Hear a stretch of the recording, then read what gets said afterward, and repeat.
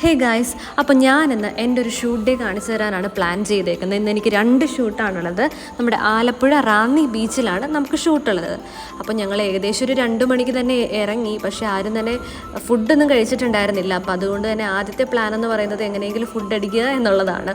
അപ്പം നേരെ ഞങ്ങൾ നമ്മുടെ തലയോലപ്പറമ്പിലുള്ള AFCയിലേക്കാണ് ചെന്നത്. ഞാൻ മിക്കപ്പോഴും AFCയിൽ പോകാറുണ്ട്. എനിക്ക് ഇഷ്ടമാണ് ഇവിടുന്ന് ഫുഡ് കഴിക്കുന്നത്. സോ അവിടെ തന്നെ വാങ്ങാമെന്ന് പ്ലാൻ ചെയ്ത് AFCയിലേക്ക് പോയി.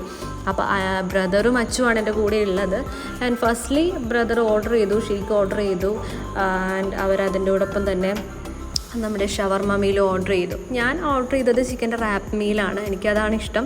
ആൻഡ് ഞങ്ങൾ അവിടെ നിന്ന് അത് പെട്ടെന്ന് കഴിച്ചു. കാരണം നമുക്കൊരു 4 മണി 3:30 തന്നെ എത്തണം എങ്ങനെയെങ്കിലും. സോ അതുകൊണ്ട് തന്നെ പെട്ടെന്ന് നമ്മൾ കഴിച്ചു. അവിടെ നിന്ന് വീണ്ടും നമ്മൾ വണ്ടി വിട്ടു.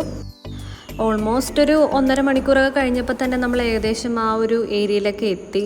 അപ്പോൾ ഞാൻ പിന്നെ ആണെന്നുണ്ടെങ്കിൽ മേക്കപ്പ് ഒന്നും ചെയ്തിട്ടുണ്ടായിരുന്നില്ല. അപ്പോൾ പിന്നെ ഞാൻ മേക്കപ്പ് ചെയ്യാനായിട്ടുള്ള പ്ലാനിങ്ങിലേക്കായി. അങ്ങനെ മേക്കപ്പൊക്കെ കഴിഞ്ഞു. ഒരു 5 മിനിറ്റ് കഴിഞ്ഞപ്പോൾ നമ്മുടെ ഫോട്ടോഗ്രാഫർ വന്നു. സൂരജാണ് ഫോട്ടോ എടുക്കുന്നത്. ഫസ്റ്റ് ഷൂട്ടെന്ന് പറയുന്നത് എൻ്റെ ആ ഒരു വിഷു ഷൂട്ടാണ്. സെക്കൻഡ് എൻ്റെ ഇങ്ങനെ ഒരു മോഡേൺ ആയിട്ടുള്ളൊരു ലുക്കായിരുന്നു.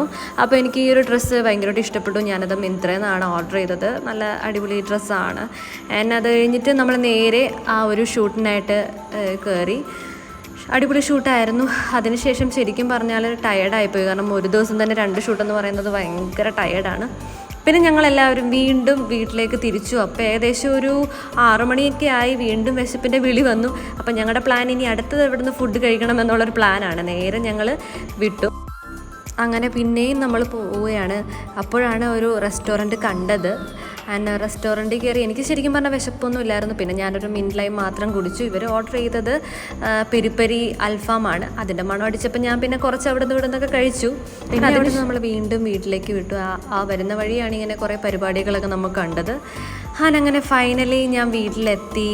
അപ്പോൾ എല്ലാവർക്കും tata bye bye, see U.